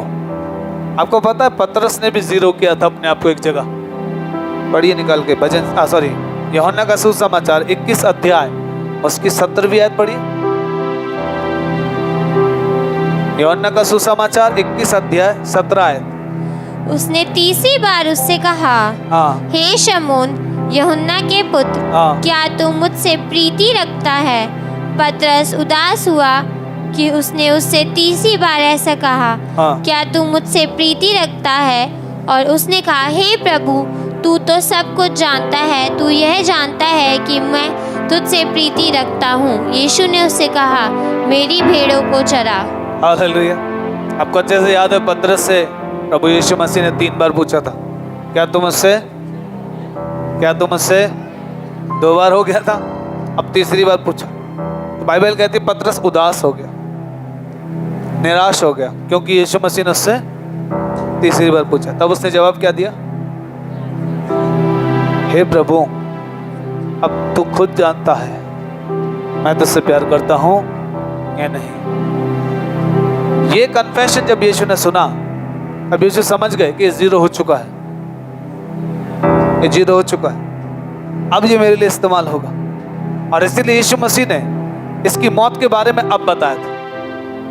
उसे आयतों को पढ़ोगे तो हमें लिखा है, यीशु मसीह ने उससे कहा, जब तू जवान था, जहां चाहता था वहां जाता था, लेकिन जब तू बूढ़ा हो जाएगा, लोग तेरी कमर बांधेंगे और तुझे वहां लेके जाएंगे जहां तू नहीं जाना चाहता। यानी उसकी मौत के बारे में यीशु मसीह ने उसको भविष्यवाणी की, और अंत में ऐसा ही हुआ। तो जब आप जीरो हो जाते हैं, तब आप परमेश्वर की महिमा के लिए जीना शुरू करते हैं। अब तो चाहे कोई मुझे मार भी दे, मुझे कोई फर्क नहीं पड़ता। हालेलुया। 2 लोग और बाइबल से, पौलुस और बरनबास, प्रेरितों के काम 14 अध्याय उसकी 14वीं आयत। ये रेफरेंस याद भी रहेगा, बहुत इजी है। प्रेरितों के काम 14 वर्स 14, 14 अध्याय का 14वीं आयत पढ़िए। परंतु बरनबास और पौलुस ने प्रेरितों ने जब यह सुना तो अपने कपड़े फाड़े और भीड़ में लपके और पुकार कर कहने लगे, हे लोगों तुम क्या करते हो? हम भी तो तुम्हारे समान दुख सुख भोगी मनुष्य हैं और तुम्हें सुसमाचार सुनाते हैं कि तुम इन व्यर्थ वस्तुओं से अलग होकर। बस यहाँ पे हुआ ये था, पौलुस ने एक जन्म के लंगड़े को क्या किया था? चंगा किया था। और जैसे वो ठीक हुआ तो वहां के लोगों ने खुशी के मारे पौलुस और बरनबास को पूजा करने के लिए आ गए। क्या करने आ गए? उनका सम्मान करने। उन्होंने कहा कि देवता हमारे बीच में उतर आए हैं। ऐसा इंडिया में भी है ना, है ना? कोई जरा सा कुछ कर दे तो बस उसकी क्या शुरू हो जाती है? पूजा शुरू हो जाती है। वो एक अलग बात है कि ये लोग बाद में जेल में होते हैं। समझने वाले समझ गए, इसीलिए वो हंसे। जिनको समझ में नहीं है वो हंसे नहीं। हाँ है ना? पहले कुछ अच्छा सा कर दिया तो उनके बाद लोग नहीं क्या करने लगते? पूजा। और फिर यही लोग गंदे काम करते हैं, कहाँ पड़ता है? खानों में। और उसके बाद ये कहाँ पाए जाते हैं? जेल में। अब समझ गए कुछ लोग। तो यहां जो काम हुआ तो बिल्कुल जेन्युइन हुआ था। बरनबास पौलुस के द्वारा एक व्यक्ति क्या हो गया? चंगा हो गया। लोगों ने इनकी क्या करना शुरू किया? पूजा करनी शुरू। माला लेकर आ गए, इनके गलों में माला डालने लगे। तो बाइबल कहती है इन्होंने क्या किया? अपने कपड़े फाड़े। ये कपड़ा फाड़ना उस जमाने में दर्शाता था कि हमारी कोई इज्जत नहीं, क्या कर रहे हो? ये शोक को दर्शाता था, ये एक दुख को दर्शाता था। तो बरनबास और पौलुस ने क्या किया? अपने कपड़े फाड़े, भीड़ से कहा, अरे ये क्या कर रहे हो? हमारा आदर क्यों कर रहे हो? हमारी महिमा क्यों कर रहे हो? हमने कुछ नहीं किया। जो किया किसने किया है? यीशु ने किया है। हम तो तुम्हें उसका सुसमाचार सुनाते हैं। कई बार मैं सोचता हूं उनकी जगह हम होते तो क्या होता? हाँ जी डालो, हाँ गले में डालो मान। उसके बाद जैसे हमारे मोदी जी ऐसे करते घूम रहे ना, हम कुछ भी करेंगे अच्छा तो हम ऐसे क्या करते हैं? लोगों का अभिनंदन। क्योंकि महिमा किसको मिल रही है यहां पर? बड़े ध्यान से सुनिएगा सब लोग। ये दोनों पौलुस और बरनबास कहां पे थे? कहां थे? चर्च में या भीड़ में? बहुत इंपॉर्टेंट है। ये सुसमाचार कहां सुना रहे थे? अन्य जातियों में। अन्य जातियों में सुसमाचार सुनाते। अन्य जाति लोग इनका आदर करने आए तो इन्होंने मना कर दिया। इन्होंने कहा परमेश्वर की महिमा के लिए करना चाहिए, हमें जो भी करना चाहिए, हमारे लिए कुछ मत करो। लेकिन चर्चेज में बड़ा गड़बड़ हो रही है आजकल। चर्च के लोग ना कहीं सुसमाचार सुनाने जाते, ना किसी की आत्मा बचाने उनको चर्च में, लेकिन आदर सबको चाहिए। ये कितना सोचने की बात। हाँ है ना? कौन कौन समझ गए पॉइंट? कौन कौन समझा?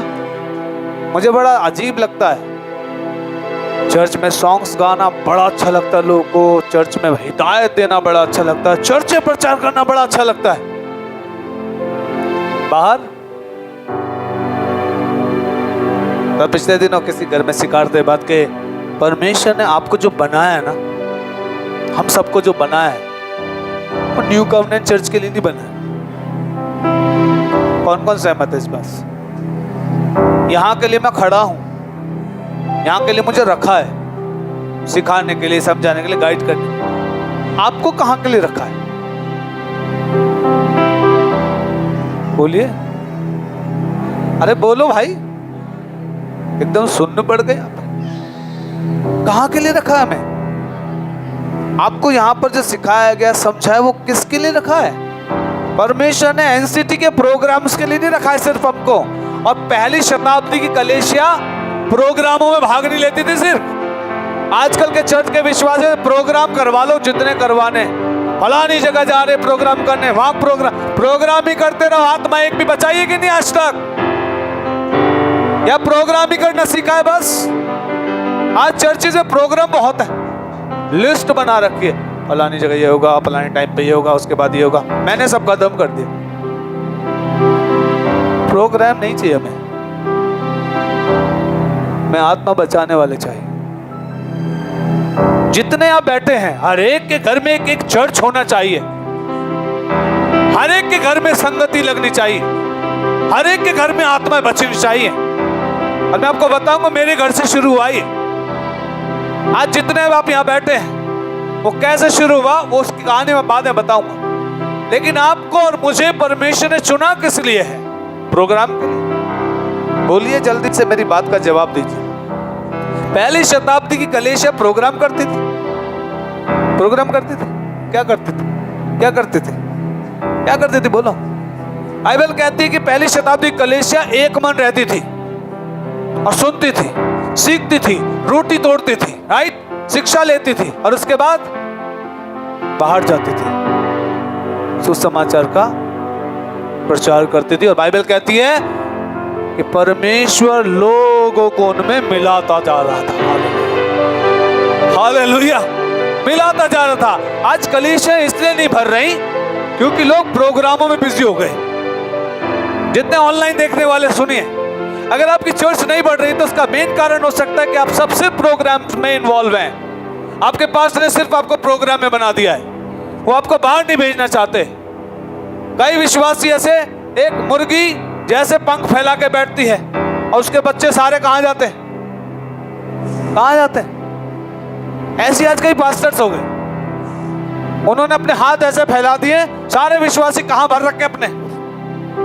तो मत जाना, तुम्हें कोई चुरा लेगा, तुम्हें कोई खींच लेगा, तुम्हें कोई मार देगा। अरे भाई, मुझे बता, तूने जब सेवा शुरू की थी तेरे को किसी ने ऐसे पंखों में दबा के रखा था क्या? नहीं, तू भी तो निकला था ना विश्वास से। आज एक एक व्यक्ति यदि विश्वास से निकलेगा, आप एक एक नहीं, कई कई आत्माओं को जीतने वाले लोग हैं। लेकिन प्रॉब्लम, हम प्रोग्रामों में फिक्स हो गए। पैसे जो मुझे गाना गाना है, कोई प्रॉब्लम नहीं है गाना गाने में। वही गाना अगर आप अन्य जाति में गाएं तो।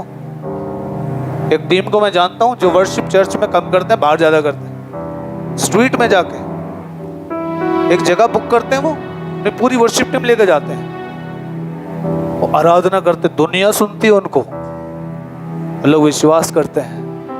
एक टेस्टमनी मैंने यहाँ पे दिखाई थी, एक वर्शिप टीम, एक दुष्ट आत्मा निकालने वाला व्यक्ति जो दुष्ट आत्माओं के मास्टर था, दुष्ट आत्मा को भेजता था। कितने को याद होगा भाई? मैंने यहाँ पे दिखाई थी। वो बता रहा था कि एक बार उसने दुष्ट आत्मा भेजी किसकी तरफ? एक आराधना करने वाली टीम की तरफ। लेकिन दुष्ट आत्माओं ने वापस आके क्या बताया अपने मास्टर को? हम उन्हें नहीं छू पाए। क्यों नहीं छू पाए?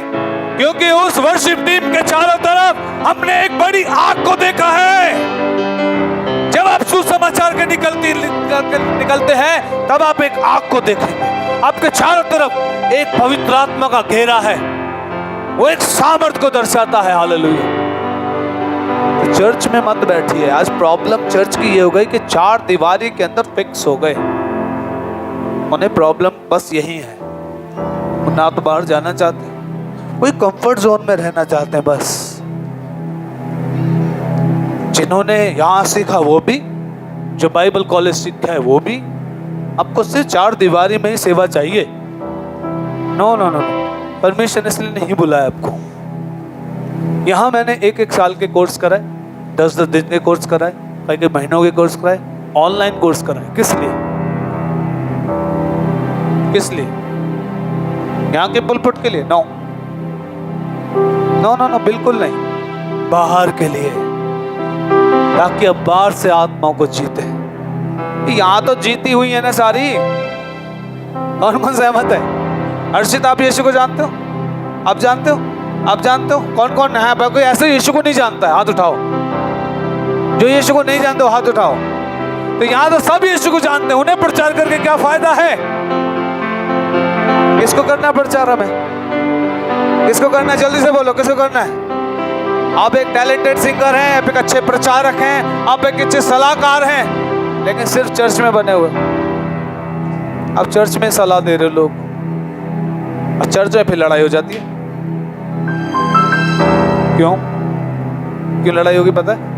मुस्कान भी उसी चर्च में, शिवानी भी उसी चर्च में। अब मुस्कान सलाह दे रही थी, क्या सच के मैं पुरानी हूं? किसको? शिवानी बहन को। शिवानी बहन भी इतना तो सीख ही गई है, अब इनमें क्या हो गई? शिवानी बहन कहती तू चुप रह, तेरे को ज्यादा पता है, उम्र देख मेरी, मैं तुझसे बड़ी हूं, मुझे सिखाएगी। ये इसलिए हो रहा है क्यों एक ही जगह के हैं।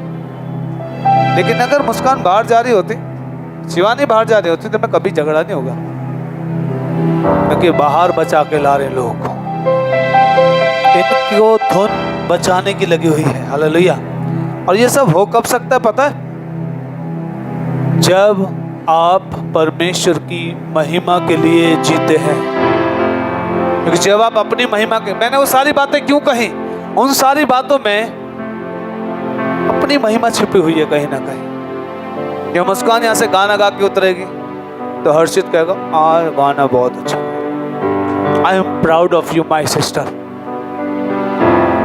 मम्मी अलग पीठ थपथपाएगी घर जाके, मुस्कान आज बहुत अच्छा है, proud of you, I love you. हो गया। मुस्कान उस दिन पूरे घर में, अब मुस्कान अगले गाने की तैयारी कर रही है। समझ पा रहे? कौन कौन समझ पा रहा है बात मेरी? अब मुस्कान अगले गाने की तैयारी, और उससे बेटर गाऊंगी मैं, अब उससे बेटर गाया। फिर मम्मी ने 2-4 बार पीठ थपथपा दी इस बार। अब मुस्कान इतने, अब मुस्कान सिर्फ गाने में ही है बस, लेकिन वो बाइबल भी शायद नहीं पढ़ती है, लेकिन उसका माइंड कहां सेट हो गया? सिर्फ आत्मा आज तक उसने एक भी नहीं बचाई है, सुसमाचार किसी को सुनाती नहीं है। मैं बहुत डीप बात कर रहा हूं। आज आपके द्वारा, आपके जीवन से वो सोता नहीं बह रहा, वो इसलिए क्योंकि आप चर्च के प्रोग्राम में फिक्स हो गए बस। लेकिन परमेश्वर ने हमें रखा कहां के लिए है? मुस्कान कॉलेज जाती है, इसके कॉलेज में सुसमाचार सुनाने के लिए। केतन काम करता है आपके ऑफिस में सुसमाचार सुनाने के लिए। जब आप ट्रैवल कर रहे हैं उसमें सुसमाचार सुनाने के लिए। आप जब अपनी महिमा के लिए नहीं जीते, जब आप परमेश्वर की महिमा के लिए जीते हैं, ये सब तभी हो सकता है, नहीं तो आप बस फैशन में ही मर जाओगे। Different clothings, different jewelleries, different चीजों में रह जाओगे। अब एक भी आत्मा नहीं बचा पाई। Hallelujah, hallelujah. तो हर चर्च में क्या, हर घर में क्या होना चाहिए? एक, कौन कौन सोचता है हाँ ये सच्चाई है, मेरे घर में क्या होना चाहिए था? मुझे बड़ी खुशी है, पिछले दिनों मैं भाई बंटी घर में गया था, उन्होंने मुझे बताया कि मेरे घर में कम से कम 8 से 10 लोग हर रोज मिलते हैं। मैंने कहा क्या बात कर रहे हैं? बोले हाँ, हर रात को आते हैं, प्रार्थना करते हैं उनके साथ। बड़ी खुशी हुई सुन के, क्योंकि मुझे दूसरों घरों का नहीं पता, शायद बीपी कैंप वाले उनके घर में भी शायद लोग आते हैं, राइट? इनके घर में क्या लगती है? संगति लगती है। तो ये क्यों हुआ? शर्म नहीं है हमें कि हम यीशु को जानते हैं, शर्म नहीं है हमें कि हम यीशु को मानते हैं। हमें इस बात का घमंड है कि हम यीशु को मानते हैं, और जैसे हम बचे हैं ऐसी दुनिया बचनी चाहिए। तो कब हो सकता है? जब मैं अपने आप की महिमा के लिए ना जीकर या दूसरों को खुश करने के बारे में ना सोचकर मैं परमेश्वर के बारे में सोचता हूँ, उसके बारे में मुझे चिंता है, मैं उसकी महिमा के लिए जीता हूँ कि नहीं। स्तिफनुस और फिलिपुस, ये 2 लोग मैंने लिए, वैसे 7 लोग थे टोटल, तो 7 में से 2 लोग, मैं बहन कविता घर में सिखाते, बात बड़ी इंपॉर्टेंट। स्तिफनुस जो था और फिलिपुस, ये लोग खाना खिलाने की सेवा में थे, राइट? हाँ है ना? मुझे लगता है आप बाबू को अच्छा नहीं लग रहा। इसको समझ में आ रहा है मैसेज? तो ये लोग कौन सी सेवा में थे? खाना खिलाने की सेवा में। क्या ये सचमुच सेवा थी या ये सेवा बड़ी इमरजेंसी में आ गई थी? सच बताओ, बाइबल पढ़ी है आपने? क्या इसके लिए परमिशन रखा था इनको? इमरजेंसी में आ गई थी। क्यों? क्योंकि वहां पर 2 ग्रुप थे और उन 2 ग्रुप में जो विधवाएं थी उन्हें किसी को नहीं मिलता था, तो झगड़ा हो गया था। हमारी विधवाओं को क्या नहीं मिलता खाने को? तो सताव हो रहा था, इस वजह से वहां पर उनको पंगत में क्या खिलाते थे? खाना। तो प्रेरितों ने कहा, भाई हमारा काम खाना खिलाने का नहीं है, इसलिए क्या करो, हमारे बीच में से 7 सुनाम पुरुष चुन लो, 7 अच्छे नाम वाले, पवित्र आत्मा से भरे हुए और अच्छे विश्वासी। सुनना बड़े ध्यान से सभी लोग। तो उनमें से 2 कौन थे? स्टेफनुस और फिलिपुस, और 5 और भी थे, उनके नाम बाइबल में है लेकिन उनके बारे में बाइबल ज्यादा नहीं बताती। लेकिन इन 2 के बारे में मैं बताना चाहता हूं। स्टेफनुस और फिलिपुस क्या खिलाते थे? अम्मा जी सब्जी ले लो, अम्मा जी पूड़ी ले लो, ये काम था इनका, राइट? और ऐसी सेवा शायद आप चर्च में भी करते हो कभी कभी, राइट? किसी की सेवा शायद चप्पल है, आप जो ऐसे फेंक फेंक के आते हो, हाँ लेट हो गया मैं, है ना? मैंने देखा है चप्पल आपकी उल्टी पड़ी हुई है, सीधी पता नहीं, और कई बार आपको खुद नहीं पता आपकी चप्पल कहाँ है, लेकिन जब जाते हैं आपकी चप्पलों को रखता है वहां पे ना, वो एक सेवा है, ठीक है? तो ये लोग भी क्या करते थे? खाना खिलाने की सेवा थी। लेकिन जिस दिन इन्हें मौका मिला सुसमाचार सुनाने का, उस दिन यही स्टेफनुस खड़ा हो गया राजा के सामने। अब में से कितने लोग प्रधानमंत्री के सामने खड़े होंगे? उस जमाने का कठोर राजा था वो, खड़ा हो गया उसके सामने। क्या सुनाने? शुरू से लेकर यीशु मसीह के शुरू से लेकर अंत तक उसने क्या सुनाया?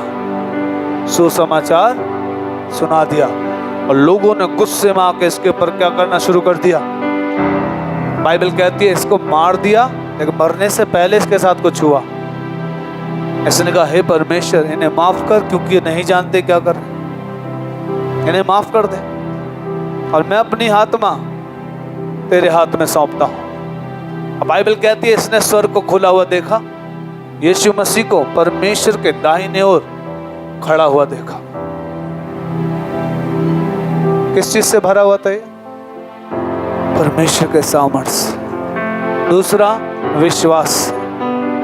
तो खाना खिलाने की सेवा के साथ साथ इसको मेन सेवा पता थी क्या है? आज बहुत सारे लोग चर्च में बहुत सारी सेवा करते हैं, मुझे अच्छा लगता है, वो चर्च का ख्याल रखते हैं, लेकिन जो चर्च में से सेवा करते बाहर कुछ नहीं करते, वो भी सीखे यहां से। फिलिपुस कौन था? साधारण सा व्यक्ति।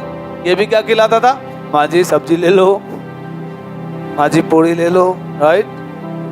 लेकिन यही फिलिपुस, परमेश्वर का आत्मा इससे ऑडिबल तरीके से बात करता था। क्या कहता है? ए, इस रथ के पीछे हो ले, जल्दी इस रथ के पीछे हो ले, इसमें कोई मेरा वचन पढ़ रहा है। वो कौन है? कंदाके की रानी, उसका खजांची, हो जा जल्दी इसके पीछे हो ले। बाइबल कहती है भाग दिया लगा, किसके पीछे? रथ के पीछे।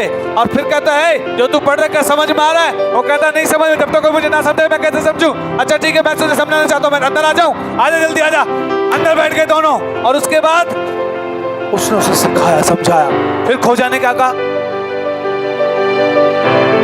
अब कौन सी ऐसी बात है जो मुझे बपतिस्मा लेने से रोकती है? उसने कहा अगर तू विश्वास करता है तो ले सकता, अभी ले सकता है। जितने भी बपतिस्मे का वेट कर रहे हैं, यीशु जान लिया, विश्वास करते हो, कल ही बपतिस्मा लो। फिर या आज ही लो। हालेलुया। तो ये व्यक्ति कहता है देख इधर पानी भी है और मैं विश्वास भी करता हूं। बोल क्या कहता है? अरे बोलना क्या, नीचे उतर। बाइबल कहते हैं फिलिप्पुस के साथ वो पानी में उतरा, उसने उसे बपतिस्मा दिया और फिर वो एक बात लिखी बड़ी इंपॉर्टेंट। पता है क्या लिखा है? परमेश्वर का आत्मा फिलिप्पुस को उड़ा के ले गया। खाना खिलाता था ये। हो सकता है यहां भी कोई से चप्पल उठाता हो तो उसे साधारण मत समझिए चप्पल उठाता है। झाड़ू लगाता उसका साधारण मत समझिए झाड़ू लगाता है। वो झाड़ू भी इसलिए लगाता है क्योंकि परमेश्वर से प्यार करता है। उसे यहां से पे नहीं करता हूं मैं कुछ। तो जब आप परमेश्वर की महिमा के लिए जीते हैं तब आप छोटे से छोटा बड़े से बड़ा काम करते हैं और परमेश्वर ऐसे लोगों को बहुत आयत में इस्तेमाल करता है। Hallelujah, hallelujah. बहन सरोज के बारे में बताऊं मैं आपको। बहन सरोज को परमेश्वर दर्शनों से बातें करता है। उसने मुझे कई दर्शन अपनी जिंदगी से बताए और जैसे से बताया वैसा हुआ है। और जो दिखाता है परमेश्वर सच्चा दिखाता है। कई बार वो चर्च में झाड़ू लगाती है। कोई छोटा है, छोटा काम कर रहा है, उसको छोटा ना समझे। परमेश्वर किसी को भी इस्तेमाल कर सकता है। हालेलुया। फिलिप्पुस और स्तिफनुस क्या खिलाते थे? खाना।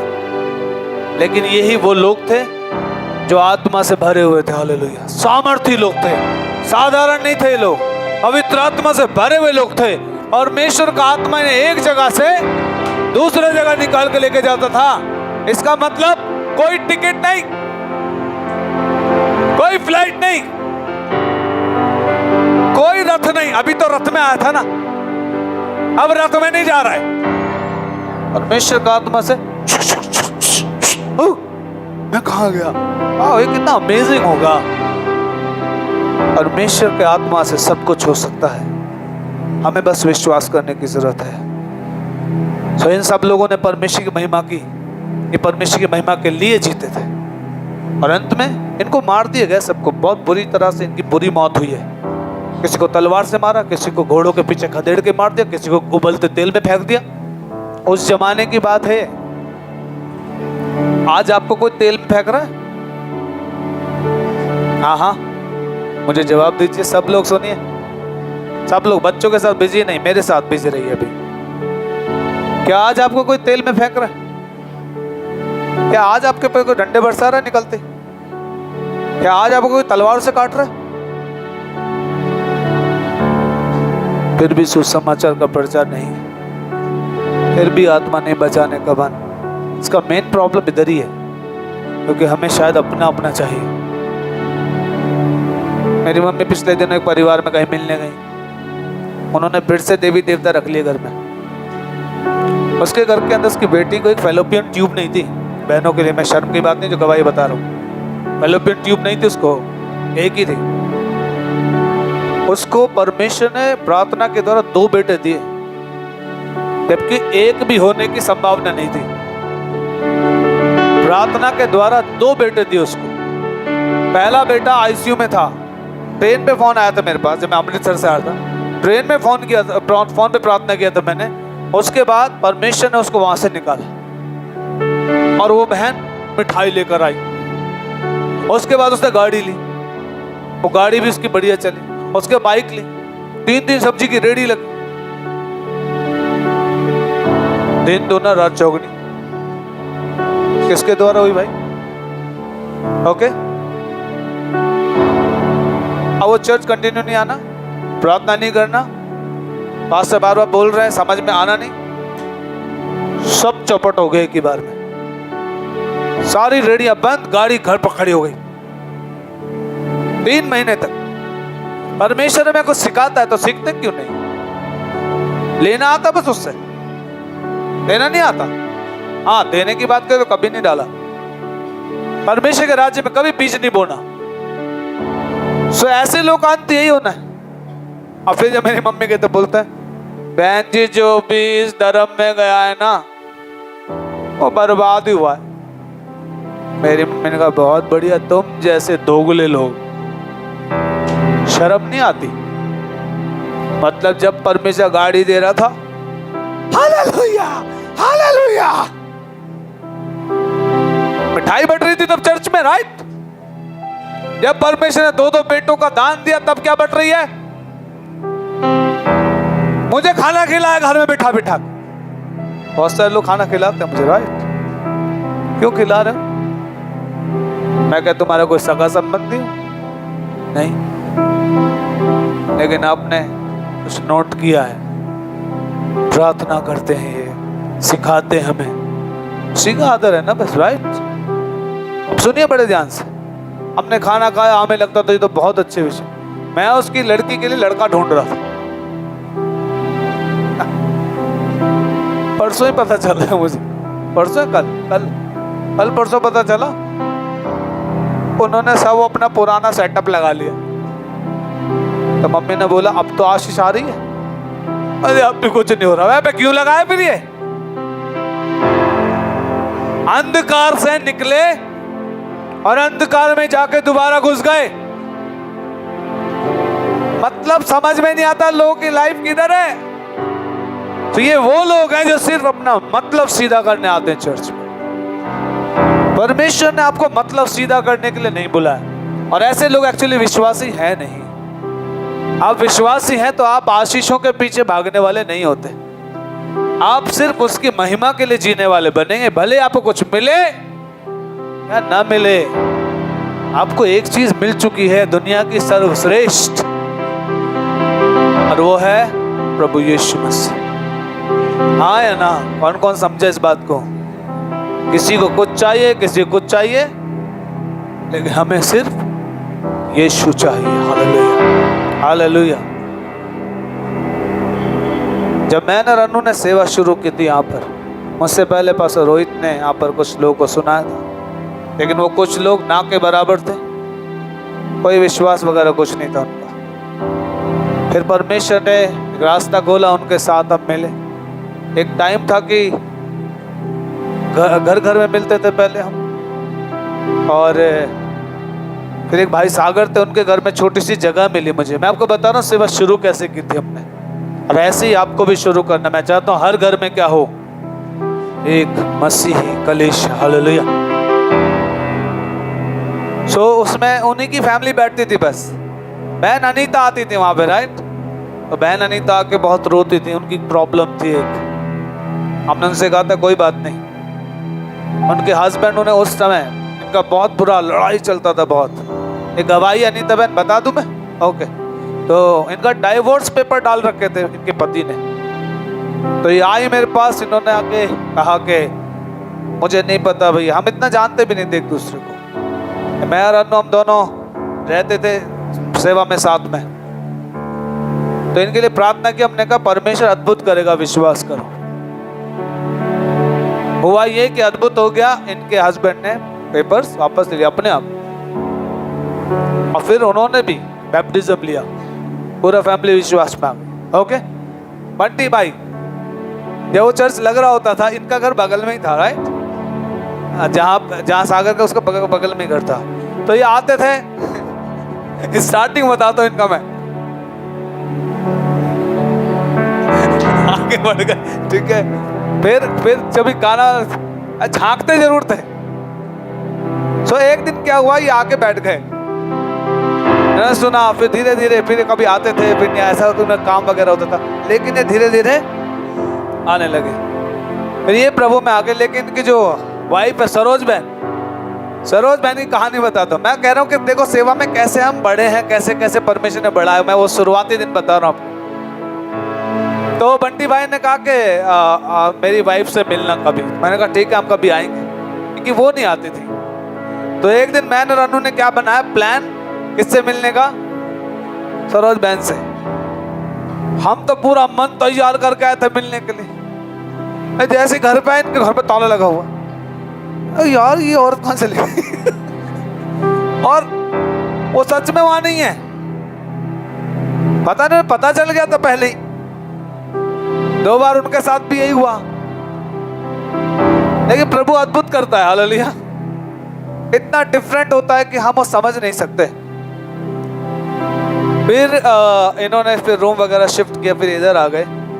अब यही वो बहन थी इन्होंने खुद का भैया कितने फॉर्म बचे हैं, क्योंकि बंटी भाई चर्च आने लगे थे और इन्होंने मन बना लिया था कि मैं बैप्टिज्म लूंगा। तो इन्होंने वाइफ वगैरह से बात करो, शायद मना किया हो, जो भी क्या हो उस समय, लेकिन बंटी भाई ने कहा कोई बैप्टिज्म ले ना ले मैं लूंगा।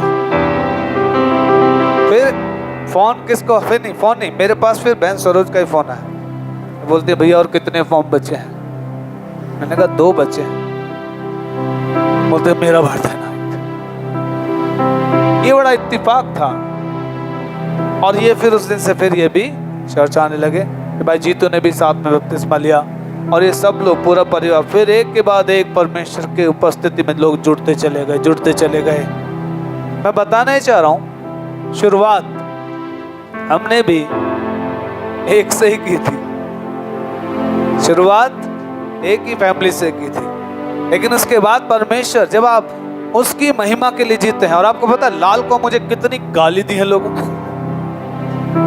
वहां के भक्त लोग कहते थे जो भगत है,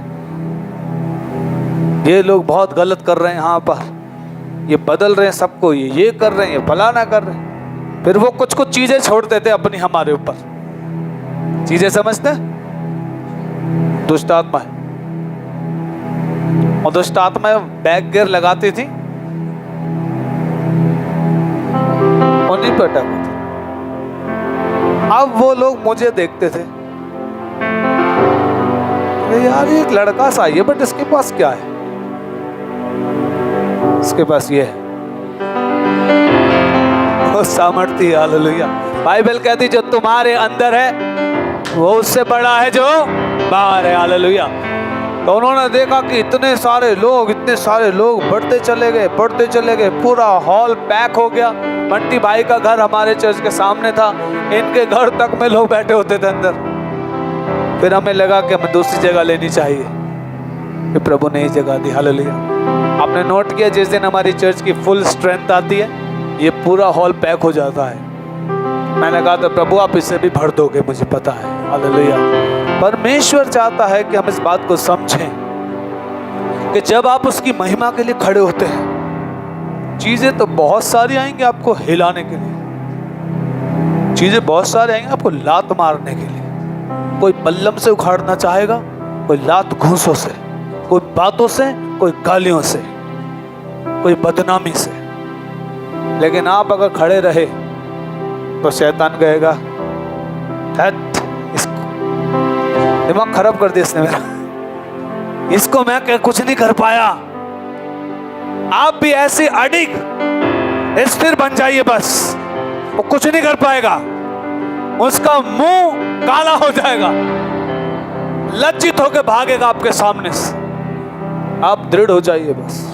और मैं आपको बता रहा हूं कि मैं आपके अंदर सिर्फ एक भेड़ नहीं देखता हूं। मेरी बात बड़े ध्यान से सुनिएगा। इससे आप में हर एक, इवन बच्चे में भी मैं एक भेड़ नहीं देख रहा हूं, मैं भेड़ के साथ भेड़ के बच्चे देख रहा हूं। यानी आपके अंदर एक चर्च है, आपके अंदर एक कलीसिया है। आप शुरू होंगे तब देखना आप बहुत सारे लोगों को बचाएंगे। और ये हॉल, इसी हॉल में 2-2 शिफ्ट लगेंगे, 3-3 शिफ्ट लगेंगे। लेकिन ये होगा उस दिन जिस दिन आप अपने लिए जीना छोड़ देंगे, जिस दिन आप परमेश्वर के लिए जीना शुरू करेंगे, ये उस दिन शुरू होगा। हालेलुया। और आप खुद हैरान हो जाएंगे कि ये कैसे हो गया। हमारी कहानी मैंने इसलिए बताई, शुरुआत ऐसी हुई थी, हर चीज की शुरुआत ऐसी। एक बार एक में दुष्ट आत्मा के भाई वरुण जिसमें रहते थे उस हॉल में थे हम, तो इसमें आई थिंक 3 फैमिली, नीतू बहन थी, राइट? नीतू बहन है, नीतू बहन थी और बहन सीमा थी और अनीता बहन। ये तीनों के तीनों जैसे वो फरीदाबाद से कोई आई थी बहन, जैसे उस लड़की में दुष्ट आत्मा आई, ये तीनों के तीनों दीवार में साइड में लग गए और वो हॉल खाली। अब दोनों गेट खुले हुए और वो तो चिल्ला रही है बहुत जोर जोर से। ये पूरा मोहल्ला जो था ना इधर, सब ऐसे छत पे चढ़ को देख रहे हैं क्या हो रहा है इस घर में। हॉल था, आवाज गूंज रही है।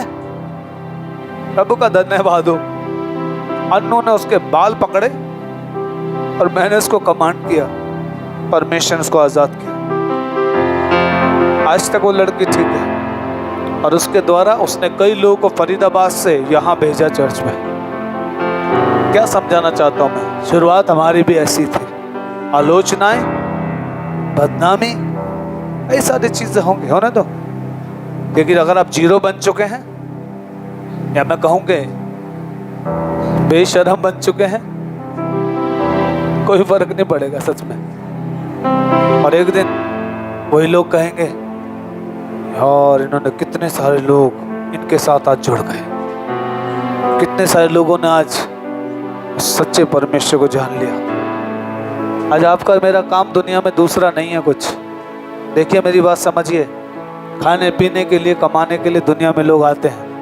कोई अच्छे तरीके से कमा रहा है, कोई बुरे तरीके से, कोई मर्डर करके कमा रहा है, कोई वैश्यवृत्ति करके कमा रही है। आप सिर्फ कमाने नहीं आए हैं और आप सिर्फ उल्टा सीधा जीवन जीने नहीं आए। एक समय था आपकी जिंदगी में और मेरी जिंदगी में हम किसी को जानते नहीं थे, एक गलत तरीके का जीवन जीते थे। लेकिन आज हमने सच को जाना है और सच ने हमें आज़ाद किया है। कौन कौन मानता है? सच ने हमें आज़ाद किया है। अगर सच ने आज़ाद किया है तो उस सच को दूसरों को भी बताना है। हालेलुया। अपने लिए ना जीकर इस परमेश्वर के लिए जीना, अपने स्वार्थ के लिए ना जीकर इस परमेश्वर के लिए जीना है। अपने आप को आज हम सब जीरो करेंगे। हालेलुया। और हम सब मिलकर कहेंगे अपने स्थानों पे खड़े होकर। एक गाना बड़ा अच्छा गाया था आज हमने, उसी गीत को आज हम परमेश्वर की महिमा में हाथों को ऊंचा उठाकर गाएंगे। कुछ नहीं चाहिए पिता, बस तू ही तू चाहिए।